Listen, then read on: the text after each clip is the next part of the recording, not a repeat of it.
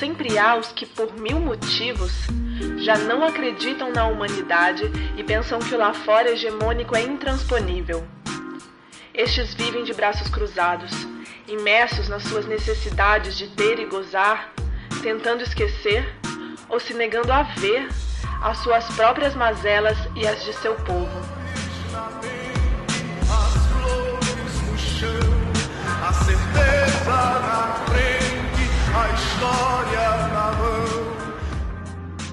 Mas no mundo, também há os que, imersos na esperança de outra organização social e outras relações, nunca desistem de lutar pelo seu povo. Estes não se rendem, entregam suas vidas, cada mínimo pedacinho delas, para afirmar a necessidade da transformação radical. Nossa história é recheada de lutadoras e lutadores que se dedicam por inteiro para a construção dessas utopias, desse mundo mais justo e fraterno.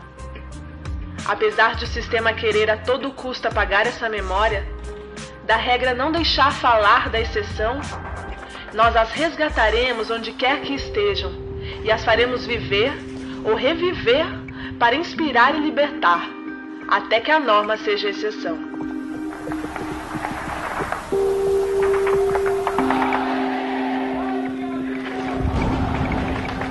Um povo sem memória é como se fosse uma amnésia coletiva, como se fosse um grande hospício de pessoas completamente alienadas, né?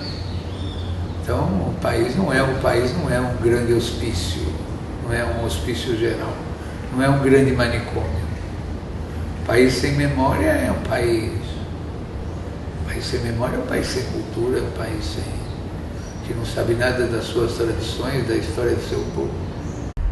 Um povo só existe em cima de sua cultura. Se o povo não respeita a sua cultura e a sua história, o povo não se impõe como povo. É um povo que vai ser dominado. É fundamental preservar essa cultura e preservar essa história, né? Esse é parte do drama do Brasil, né?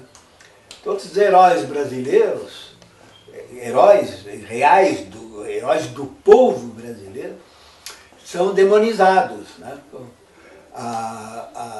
O poder hegemônico das oligarquias, né, sobre as comunicações, sobre o sistema educativo, sobre tudo, né, cultuam heróis que, na realidade, são os algozes do nosso povo, né?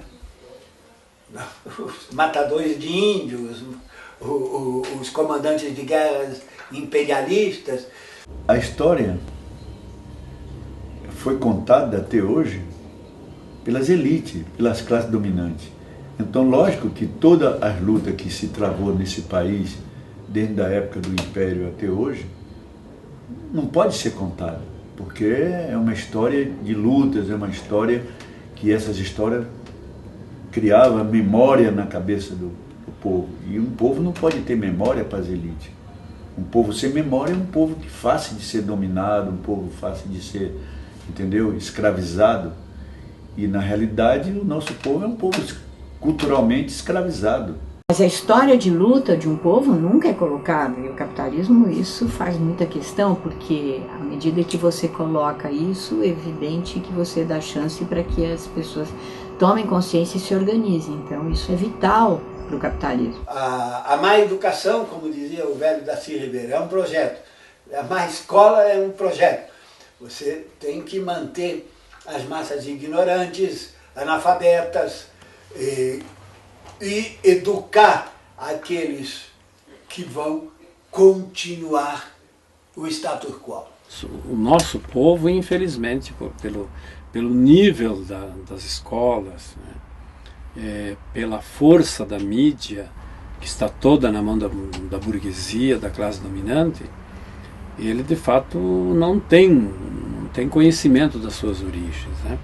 E o povo sem história, não tem a capacidade não tem onde buscar inspiração, força, estratégias para lutar contra essa dominação.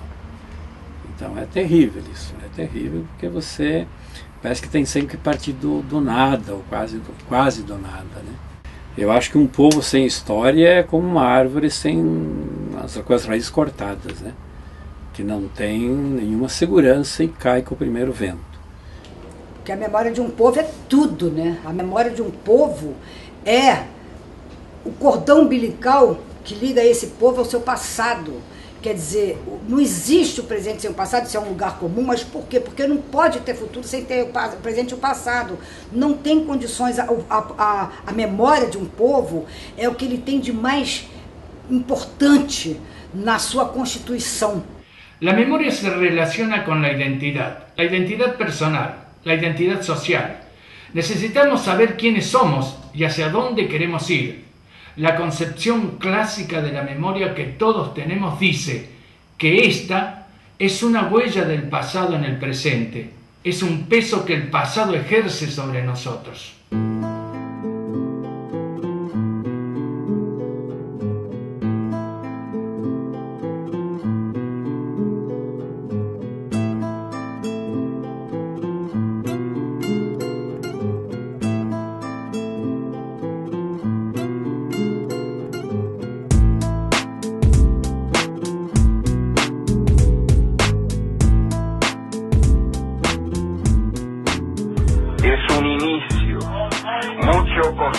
Pero estamos empezando el duro y necesario recorrido de la liberación de la memoria en un país que parecía condenado a amnesia perpetua.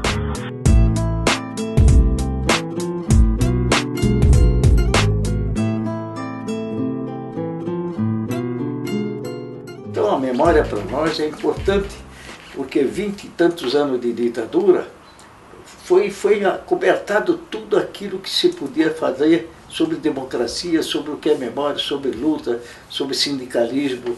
É todas aquelas histórias, vamos dizer, importantes que o povo tem que entender. Então a história nos obriga a refletir onde foi que nós erramos. É como uma partida de xadrez que você ganhou ou perdeu ou empatou, que você deve depois recompô-la. Qual foi o lance? Onde foi que eu errei? Então, é fundamental a história para nós teorizarmos a nossa prática, né? Então, no meio disso, torna-se mais urgente, mais premente a necessidade de contar a outra história, né? Para que se veja que essa chama não morreu, que nunca morreu, né? Mesmo que pareça, e parecem muito porque a imprensa oficial diz, mesmo que pareça que não existe mais possibilidade de mudança, né? Essas histórias mostram o contrário. Não só a juventude, mas eu acho que o povo, de um modo geral, ela ao tomar conhecimento e conhecer através dessa memória registrada, ela também, pela sua sensibilidade, ela poderá com essas informações dar um prosseguimento a essas lutas do passado, dar uma continuidade. De maneira que eu acho que todas essas histórias, eu acho que faz parte da nossa vida no Brasil, para a juventude que não conhece o que é guerra, não conhece o que foi movimentos, quantas pessoas participaram e morreram para que hoje a gente esteja aqui falando abertamente, contando a história. Eu sou uma das personagens, existem muitas outras, e que vocês têm que pegar depoimento antes que eles morram.